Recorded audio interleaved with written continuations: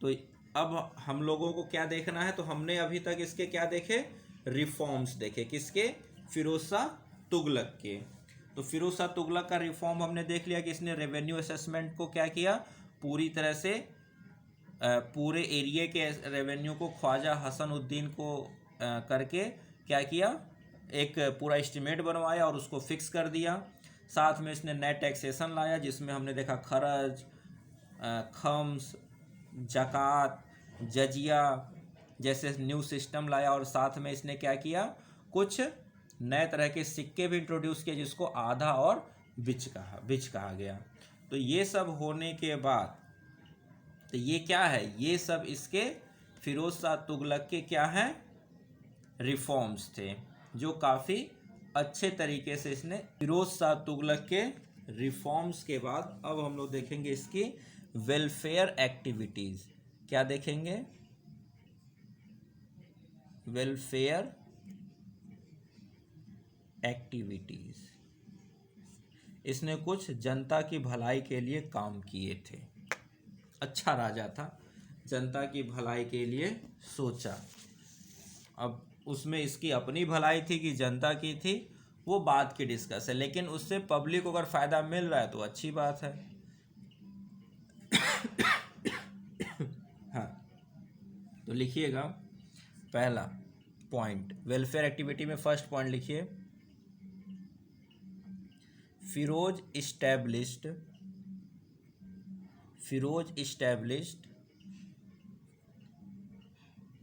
दीवान ए खैरात। दीवाने खैरात, फिरोज इस्टेब्लिश्ड दीवाने खैरात। ये क्या है, तो ये अब खैरात से आपको याद आ रहा होगा कि खैरात क्या होता है। खैरात क्या होता है भाई, आप भी तो देखते हो ना, बोलते हो अरे खैरात में मिल गई बात, यानी कि कहीं से दान में मिली हुई चीज़ है। हाँ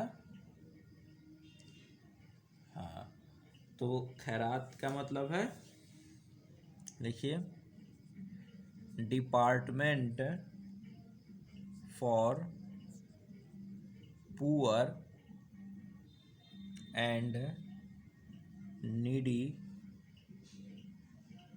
पर्सन्स, यानी गरीबों के लिए और जो ज़रूरतमंद लोग हैं उनको कुछ मदद करने का तरीका, उनको मदद कैसे दी जाए।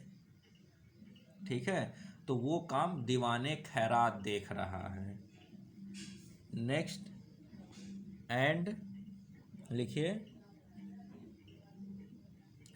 दीवाने बंदगां। दीवाने बंदगान, ये क्या है, डिपार्टमेंट ऑफ स्लेव्स। तो दो डिपार्टमेंट, और ये पब्लिक के लिए, दीवाने खैरात गरीब और ज़रूरतमंद लोगों के लिए, और दीवाने बंदगां ये कौन किसके लिए है, ये स्लेव्स के लिए,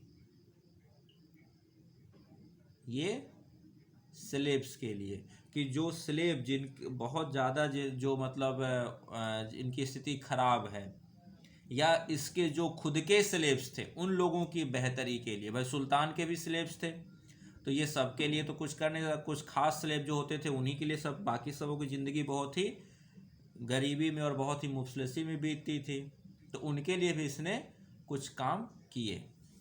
अच्छा, एक चीज़ यहाँ लिखिए, दीवाने बंदगां के जो ऑफिसर इंचार्ज होता था, तो लिखिएगा, दी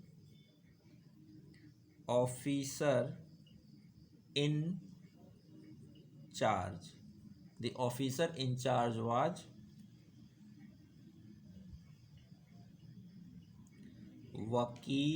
वकीलेदार। तो दीवाने बंदगां का जो ऑफिसर उसको वकीलेदार कहा जाता है। क्या कहा जाता था, वकीलेदार।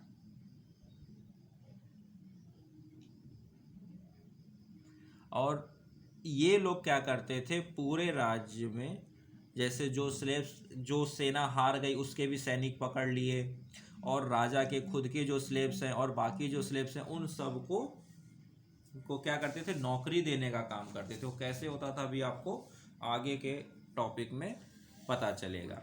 तो हमें अभी के लिए याद रखना है कि इसने गरीब और ज़रूरतमंद लोगों के लिए दीवाने खैरात बनवाया, स्लेव्स के लिए, उनके भलाई के लिए, उनको उनकी अच्छाई के लिए क्या बनाया, दीवाने बंदगाह बनवाया, और उसके जो ऑफिसर नियुक्त किए गए जो उन सबों ये सब काम कर रहे हैं, किसका, दीवाने बंदगाह। दीवाने खैरात से मतलब नहीं है इसका मतलब सिर्फ और सिर्फ दीवाने बंदगाह से है। तो ऑफिसर इंचार्ज वाज वकीलेदार, दीवाने बंदगाह का ऑफिसर वकीलेदार, दीवाने खैरात का ऑफिसर के बारे में हमें नहीं पता, ठीक है ना।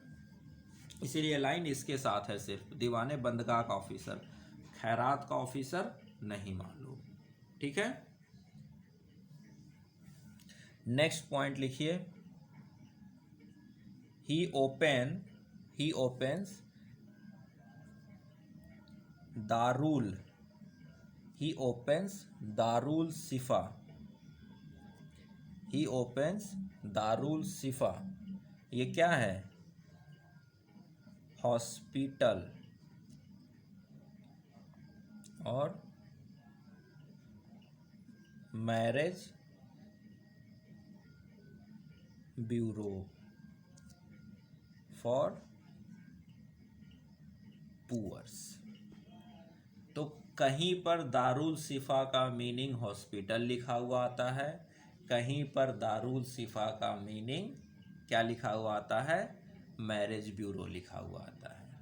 आपको याद रखना है कि दारुल सिफा या जो है वो क्या है, एक तरह से गरीब लोगों के लिए हॉस्पिटल है, जहाँ पर हर कोई जाकर, जो भी हकीम साहब होते थे वहाँ फ्री ऑफ कॉस्ट इलाज करवाता था, ठीक है। ये क्यों, लोगों की भलाई, वेलफेयर के लिए, ठीक है ना। हाँ, कुछ लोग कहते नहीं वहाँ गरीबों की शादियाँ करा दी जाती थी फ्री ऑफ कॉस्ट, तो जो भी हो, लेकिन हाँ ये आपको याद है कि दारुल सिफा किससे जुड़ा हुआ है, फिरोज शाह तुगलक से जुड़ा हुआ है, और ये गरीबों के लिए उपचार के लिए या उनके भलाई के लिए, उनकी शादियों के लिए होता था। यहाँ पर फ्री ऑफ कॉस्ट में शादियाँ वगैरह, इलाज वगैरह, यानी गरीब कोई भी व्यक्ति वहाँ पहुँच जाता था तो उसकी मदद उस तरह से की जाती थी जैसे की जा सकती हो। नेक्स्ट क्या है लिखिए, इंट्रोड्यूस्ड द प्रैक्टिस ऑफ, हाँ, granting old age pension, old age pension, ये पहला सुल्तान है जो ओल्ड एज में लोगों को, गरीब लोगों को पेंशन दे रहा है, ठीक है। तो देखिए एक तरह से अगर आप जजिया दे भी रहे हो तो बुढ़ापे में वो आपको पेंशन के रूप में लौट भी रहा होगा, या आपको नहीं तो किसी और को मिल रहा होगा। तो ये सब जो वेलफेयर के काम है ये सुल्तान अपनी इमेज को अच्छा बनाने के लिए भी कर रहा है, और इससे लोगों का भला भी हो रहा है। भाई गरीब व्यक्ति है, वो काम नहीं कर सकता, वो पैसे नहीं कमा सकता, उसके पास उतनी ताकत नहीं बची है, तो उस पेंशन से उसका गुजारा चल रहा है। नेक्स्ट, दफ्तर ए रोजगार, ये क्या है, इससे आपको नाम से समझ में आ गया कि ये एम्प्लॉयमेंट देने के लिए एक क्या है, ऑफिस है या ब्यूरो है। तो क्या है, दफ्तर रोजगार and employment bureau to find works, काम पाने के लिए, यानी कि जो बेरोजगार लोग हैं वो वहाँ जाकर अपने लिए काम की तलाश कर सकते हैं, या जहाँ ज़रूरत पड़ती थी वहाँ उनको काम पर लगाया जाता था। ठीक है, नेक्स्ट लिखिए, established Firoz Shahi Madrasa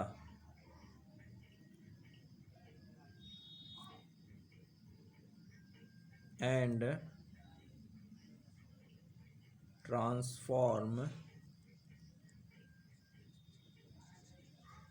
Madrasa of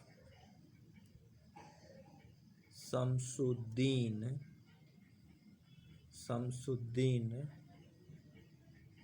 Iltutmish. Shamsuddin Iltutmish, तो इल्तुतमिश ने भी लोगों के पढ़ने लिखने के लिए मदरसा की स्थापना की थी। तो इसने क्या किया, नए तरह के मदरसा बनाए, फिरोज शाही मदरसा, और जो पुराने इल्तुतमिश के ज़माने के मदरसा चल रहे थे उनको भी ट्रांसफॉर्म करके नया बनवा दिया, फिरोज शाही मदरसा में कन्वर्ट करा दिया। तो मदरसा किस लिए बना, गरीब बच्चों को शिक्षा के लिए, यानी कि यहाँ पर अब क्या है, आम पब्लिक को शिक्षा देने की बात की जा रही है। देखिए, जो हिंदू हैं तो हिंदू तो अपने गुरुकुल में शिक्षा पा रहे हैं, ठीक, तो उस गुरुकुल में मुस्लिम बच्चों को शिक्षा तो नहीं मिलेगी।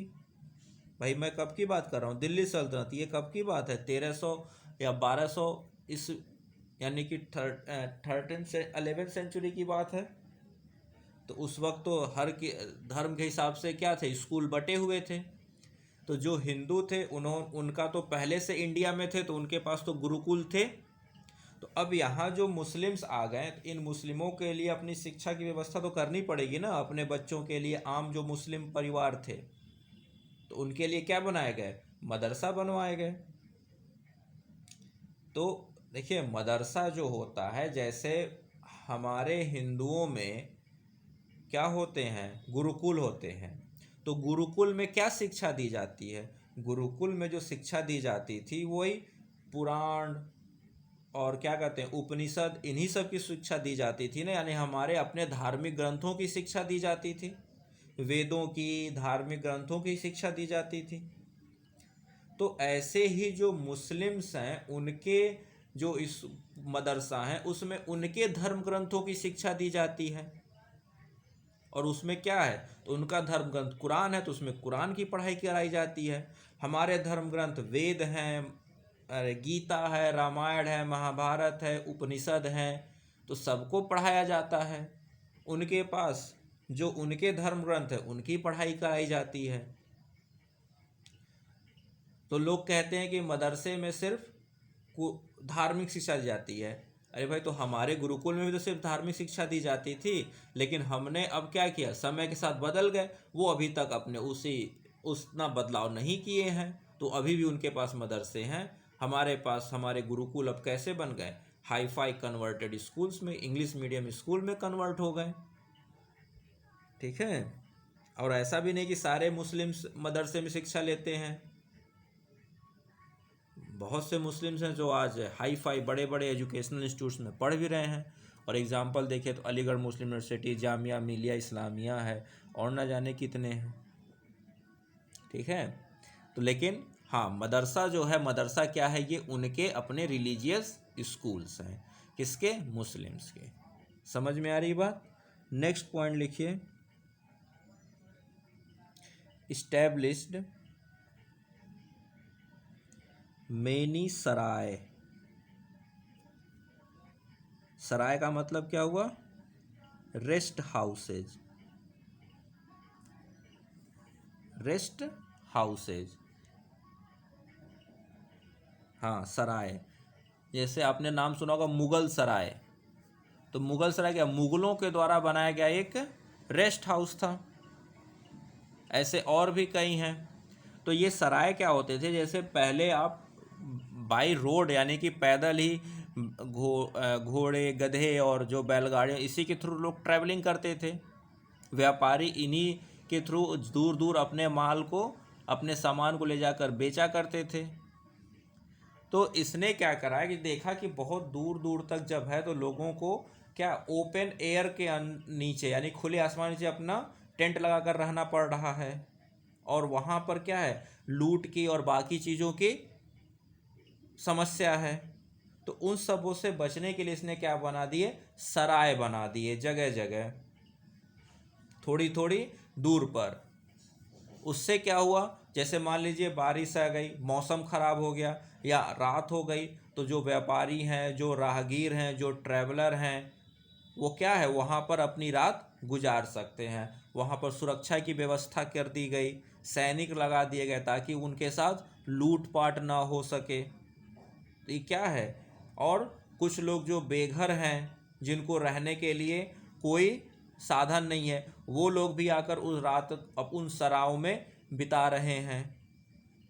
तो क्या है, ये पब्लिक वेलफेयर है। आज के दिन में क्या है, आपने सुना होगा रैन बसेरा, सरकार क्या बनाती है, रैन बसेरा बनाती है बड़े बड़े शहरों में। ये क्या होते हैं, फुटपाथ पर रहने वाले गरीब असहाय लोग, बूढ़े लोग, जिनके पास कोई रहने का साधन नहीं है, वो लोग उन रैन बसेरा में जाकर फ्री ऑफ कॉस्ट रहते हैं, रात गुजारते हैं। तो ऐसे ही इसने सराय बनवा दिए, वहाँ पर ट्रैवलर्स, व्यापारी, बेघर लोग, वो लोग जाकर आराम करते थे, रात गुजारते थे। ठीक है, तो कितने बनवाए थे, approx 200 for traders and travellers. तो यहाँ पर इन लोगों को सुरक्षा भी मिल जाती थी और सहूलियत से अपनी रात गुजरती थी। तो आने जाने में एक जगह से दूसरे जगह इन लोगों को, ट्रेडर्स को, ट्रैवलर्स को और बाकी लोगों को सहूलियत होती थी। समझ में आए? तो ये है इसके सराय यानी कि वेलफेयर एक्टिविटी। अब इसके बाद हम लोग देखेंगे इसके कुछ कंस्ट्रक्शन एक्टिविटी और बाकी के काम। ठीक।